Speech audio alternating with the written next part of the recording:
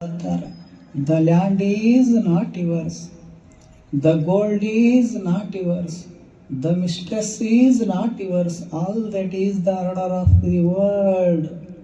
ಎಷ್ಟು ಚಲೋ ಮಾತು ಹೇಳ್ತಾರ. ಭೂಮಿ ನಿನ್ನದಲ್ಲ, ಹೇಮ ನಿನ್ನದಲ್ಲ, ಕಾಮಿತ ನಿನ್ನದಲ್ಲ, ನಿನ್ನೊಡವೆ ಎಂಬುದು ಜ್ಞಾನದ ರತ್ನ. ಅಂತಪ್ಪ ದಿವ್ಯ ರತ್ನವ ಕೆಡಗೊಡದೆ ನೀನು ಅಲಂಕರಿಸಿದೆಯಾದಡೆ ನಿನ್ನಿಂದ ಬಿಟ್ಟು ಗುಹೇಶ್ವರ ಲಿಂಗದಲ್ಲಿ ಸಿರಿವಂತರಾರು ಎಲ್ಲ ಕೇಳ ಎಲೆ ಮನಬೆ ಅಂತ ಅಲ್ಲಮ ಪ್ರಭುದೇವರು ಹೇಳಿಲ್ಲೇನು? ಆ ವಚನಕ್ಕ ನಿದರ್ಶನ ಯಾರು ಅಂತ ಕೇಳಿದ್ರ ಅಪ್ಪುಗಳು ಜ್ಞಾನ ಯೋಗಿಗಳು.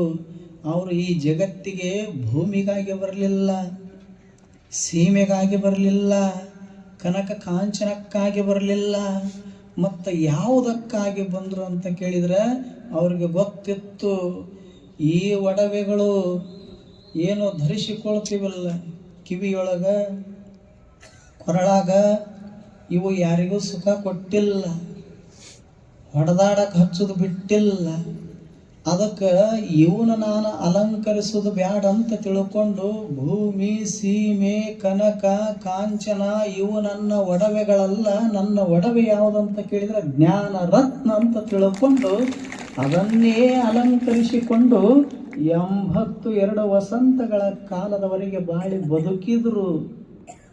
ಹಾಗೆ ನಾವು ಒಂದಿಷ್ಟು ಅಂಥ ಗುರುಗಳು ಶಿಷ್ಯರು ಆಗೇವಿ ಅಂದ ಬಳಿಕ, ಅಂಥ ಗುರುವಿನ ಭಕ್ತರಾಗೇವಿ ಅಂತ ಬಳಿಕ ನಾವು ಒಂದಿಷ್ಟು ಏನು ಭಗವಂತ ಒಂದಿಷ್ಟು ಅವಕಾಶ ಮಾಡಿ ಕೊಟ್ಟಾನಲ್ಲ, ಭೂಮಂಡಲದೊಳಗೆ ಬದುಕಾಕ ಆಯುಷ್ಯವನ್ನು ಕೊಟ್ಟಾನಲ್ಲ, ಸಾಧ್ಯ ಆದಷ್ಟು ನಾವು ಒಂದಿಷ್ಟು ಅಂತಹ ಜ್ಞಾನ ಸಂಪತ್ತನ್ನು ಗಳಿಸಿಕೊಂಡು ನಮ್ಮ ಬದುಕನ್ನು ಸಿರಿವಂತಗೊಳಿಸಿಕೊಳ್ಳಬೇಕು.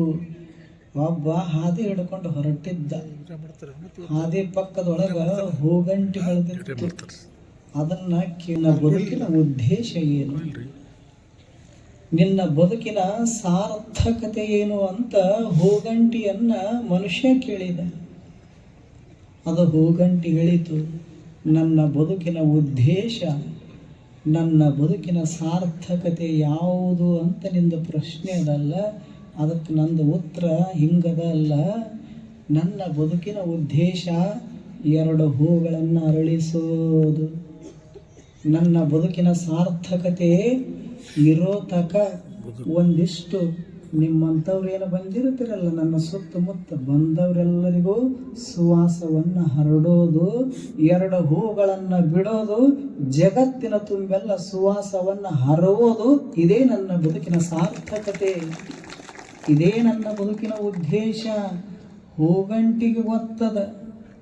ಆ ಹೂಗಂಟಿಯನ್ನು ಹಚ್ಚಿದ ಮನುಷ್ಯಗೆ ಗೊತ್ತಿಲ್ಲ ಅಂದ್ರೆ ತಗೊಂಡು ಏನು ಮಾಡೋದದ? 8 ವರ್ಷ ಬದುಕಿದ್ರೆ ಏನು ಪ್ರಯೋಜನ? ಅದಕ್ಕೆ ಅಪ್ಪುಗಳು ಇರೋ ತಕ ಏನು ಮಾಡಿದರು? ಜ್ಞಾನದ ಸುವಾಸವನ್ನು ಹರವಿದ್ರು. ಬರೀ ಭಾರತ ದೇಶ ಅಲ್ಲ, ಹೊರದೇಶದ ತುಂಬೆಲ್ಲ ಜ್ಞಾನದ ಸುವಾಸವನ್ನು ಹರವಿ ಬಂದರು. ಬಹಳಷ್ಟು ಜನ ದಾರ್ಶನಿಕರು, ದಾಸರು ಎಲ್ಲರೂ ಬಂದು ಹೋಗ್ಯಾರ ಜಗತ್ತಿನೊಳಗ.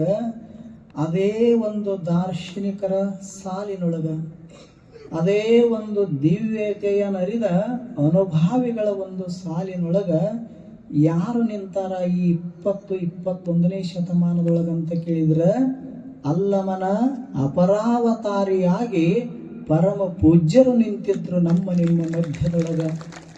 ಅಷ್ಟು ದೊಡ್ಡವರವರು. ಅವರ ಬಗ್ಗೆ ಶಬ್ದಗಳು ಸಾಲೋದಿಲ್ಲ.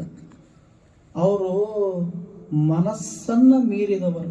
ಅವರ ಬಗ್ಗೆ ಮನಸ್ಸಿನಿಂದ ಏನು ವಿಚಾರ ಮಾಡ್ತೀವಲ್ಲ, ಅಪ್ಪುಗಳ ಜೀವನದ ಪರಿಯನ್ನು, ಅವರ ಜೀವನದ ಕ್ರಮವನ್ನು, ಅದು ಮನಸ್ಸನ್ನು ಮೀರಿದ್ದು ನಿಲುವ, ಅದು ಮಾತುಗಳನ್ನು ಮೀರಿರತಕ್ಕಂಥ ನಿಲುವ. ಹಂಗೆ ಬದುಕಿದ್ರು ಅವರು ನಮ್ಮ ನಿಮ್ಮ ಮಧ್ಯದೊಳಗೆ. ಏನು ಅದ್ಭುತ ಬದುಕು! 82 ವರ್ಷ ಬರೀ ಜ್ಞಾನಕ್ಕಾಗಿ ಮೀಸಲ ಇತ್ತು. ಕಣ್ಣು ಮೀಸಲು ಶಿವನ, ಕಣ್ಣು ತುಂಬ ಎಲ್ಲ ಕಡೆಗೂ ಸಹಿತ ಪರಮ ಸತ್ಯವನ್ನೇ ನೋಡಿದರು. ಏನು ಕಣ್ಣಿಗೆ ಕಾಣಿಸ್ತದಲ್ಲ ಜಗತ್ತ, ದೇವನ ಅಭಿವ್ಯಕ್ತ ರೂಪ ಇದು. ಅದೇ ದೇವನಿಂದ ಹೊರಹೊಮ್ಮೆದ ಈಶಾವಾಸ್ಯಮಿದಂ ಸರ್ವಂ ಯತ್ ಕಿಂಚ ಜಗತ್ಯಾಂ ಜಗತ್ತೇನ ತ್ಯಕ್ತೇನ ಭುಂಜಿತಾಃ ಮಾಗೃದಃ ಕಸ್ಯ ಸ್ವಿಧನಂ ಅಂತ ಉಪನಿಷತ್ಕಾರರು ಹೇಳುವುದಿಲ್ಲ. ಅದೇ ಒಂದು ಪರಮ ಸತ್ಯದ ರೂಹ ಇದು ಜಗತ್ತ. ಎಲ್ಲಿ ನೋಡಿದಡಲ್ಲಿ ಪರಮ ಸತ್ಯವೇ ತುಂಬ್ಯದ. ಬಸವಣ್ಣವ್ರು ಹೇಳುದಿಲ್ಲ, ಎತ್ತೆತ್ತ ನೋಡಿದಡತ್ತತ್ತ ನೀನೇ ದೇವ. ಹಾಗೆ ಕಣ್ಣಿರೋ ತನಕ ಎಲ್ಲ ಕಡೆಗೂ ಸತ್ಯವನ್ನೇ ನೋಡಿದ್ರು. ನಿಸರ್ಗದ ಸೌಂದರ್ಯವನ್ನು ತುಂಬಿಕೊಂಡ್ರ ಅಪ್ಪುಗಳು. ಆದ್ರೆ ನಮ್ಮ ಮುಂದ 2 ಹೂಗಳ ಅರಳಿ ನಿಂತಿರ್ತಾವು, ನೋಡಾಕವಲ್ಲ ಮನುಷ್ಯ. ಎಲ್ಲಿ ಹೂ ಅರಳಿರ್ತಾವೋ ಅಲ್ಲಿ ಕಣ್ಣು ಮುಚ್ಕೊಂಡು ತಿರುಗಾಡ್ತಾನ. ಎಲ್ಲಿ ನೋಡಬಾರ್ದಾಗಿತ್ತು ಅದನ್ನ ಕಣ್ಣು ತುಂಬಿಕೊಳ್ತಾನ. ಕೆಟ್ಟದ್ದನ್ನು ನೋಡ್ತಾನ, ಒಳ್ಳೆಯದನ್ನು ಬಿಡ್ತಾನ. ಆದ್ರೆ ಅವ್ರು ಹಂಗ ಮಾಡಲಿಲ್ಲ. ಕಣ್ಣಿರೋ ತನಕ ಇದು ಭಗವಂತನ ಅಭಿವ್ಯಕ್ತ ರೂಪ. ನಮ್ಮ ನಿಮ್ಮ ಎಲ್ಲರೊಳಗೂ ಸಹಿತ ಪರಮ ಸತ್ಯ ಪರಮಾತ್ಮ ತುಂಬ್ಯಾನಂತ ತಿಳ್ಕೊಂಡು ಈ ದೃಷ್ಟಿಯಿಂದ ನೋಡಿದ್ರು ಕಣ್ಣು ಭಗವಂತನಿಗೆ ಮೀಸಲಾದವು. ಇರೋ ತನಕ ಸಂತರ, ಶರಣರ, ಮಹಾತ್ಮರ, ಮಹಾನುಭಾವಿಗಳ ನುಡಿಗಳನ್ನು ಕೇಳಿದ್ರು, ಕಿವಿ ಪವಿತ್ರ ಮಾಡಿಕೊಂಡ್ರು, ಕೈಗಳನ್ನು ಪವಿತ್ರ ಮಾಡಿಕೊಂಡ್ರು, ಮನಸ್ಸನ್ನು ಪರಿಶುದ್ಧಗೊಳಿಸಿಕೊಂಡ್ರು, ಹೃದಯದೊಳಗೆ ಪರಮ ಪ್ರೇಮವನ್ನು ತುಂಬಿಟ್ಟುಕೊಂಡು ಬರೀ ಇಂಡಿ ಜನಗಳನ್ನು ಅಷ್ಟೇ ಅಲ್ಲ, ಇಂಡಿಯಾದವರನ್ನೇ ಪ್ರೀತಿ ಮಾಡಿದ್ರು. ಅಷ್ಟು ವಿಶಾಲ ಹೃದಯವನ್ನು ಬೆಳೆಸಿಕೊಂಡ್ರಲ್ಲ. ಅಂಥ ಗುರುಗಳ ಬಗೆಗೆ ಏನು ಹೇಳುತ್ತದೆ? ಅವರಲ್ಲಿರತಕ್ಕಂಥ ಜ್ಞಾನ ಆಗಸದಷ್ಟು ಅಗಲ, ಭೂಮಂಡಲದಷ್ಟು ವಿಸ್ತಾರ, ಸಾಗರದಷ್ಟು ಆಳ. ಅಂತಹ ಅಪ್ರತಿಮ ಜ್ಞಾನಿಗಳ ಗುರು ನಮನ ಮಹೋತ್ಸವದ ಕಾರ್ಯಕ್ರಮದ ನಿಮಿತ್ತವಾಗಿ ತಾವೆಲ್ಲರೂ 15 ದಿನಗಳ ಕಾಲದವರೆಗೆ ಜ್ಞಾನದ ನುಡಿಗಳನ್ನು ಕೇಳ್ತಾ ಬಂದಿದ್ದೀರಿ. ನಿಜವಾಗಿಯೂ ಸಹಿತ ಜ್ಞಾನಕ್ಕಿಂತ ಮಿಗಿಲಾದ ಪವಿತ್ರವಾದ ವಸ್ತು ಆಗಲಿ, ಶ್ರೇಷ್ಠ ಸಂಪತ್ತಾಗಲಿ ಈ ಜಗತ್ತಿನೊಳಗೆ ಮತ್ತೊಂದಿಲ್ಲ. ನಹಿ ಜ್ಞಾನೇನ ಸದೃಶಂ ಪವಿತ್ರಮಿಹ ವಿದ್ಯತೆ ಅಂತ ಹೇಳ್ತಾರೆ ಭಗವದ್ಗೀತೆಯೊಳಗೆ. ಜ್ಞಾನದಂಥ ಪವಿತ್ರವಾದ ವಸ್ತು, ಶ್ರೇಷ್ಠ ವಸ್ತು ಪ್ರಪಂಚದೊಳಗೆ ಮತ್ತೊಂದಿಲ್ಲ. ಈಗ ಅಪ್ಪುಗಳು ಏನು ಜ್ಞಾನ ಗಳಿಸ್ಕೊಂಡಿದ್ರಲ್ಲ, ಒಂದು ಪರಡಿ ಅಂತಿರಲ್ಲ, ಪರಡಿ, ಆ ಪರಡಿಗೆ 2 ತಕ್ಕಡಿಗಳಿರ್ತಾವೆ.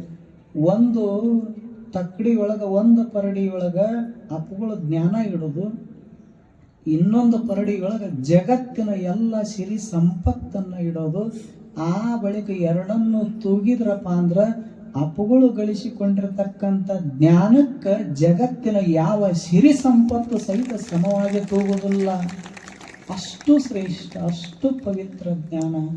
ಅಂಥ ಜ್ಞಾನ ಯೋಗಿ ಗುರುಗಳ ಗುರು ನಮನ ಮಹೋತ್ಸವ ಕಾರ್ಯಕ್ರಮದ ನಿಮಿತ್ತ ಪರಮ ಪೂಜ್ಯರು ಅಪ್ಪುಗಳಿಗೆ ಅತ್ಯಂತ ಪ್ರಿಯ ಶಿಷ್ಯರವರು.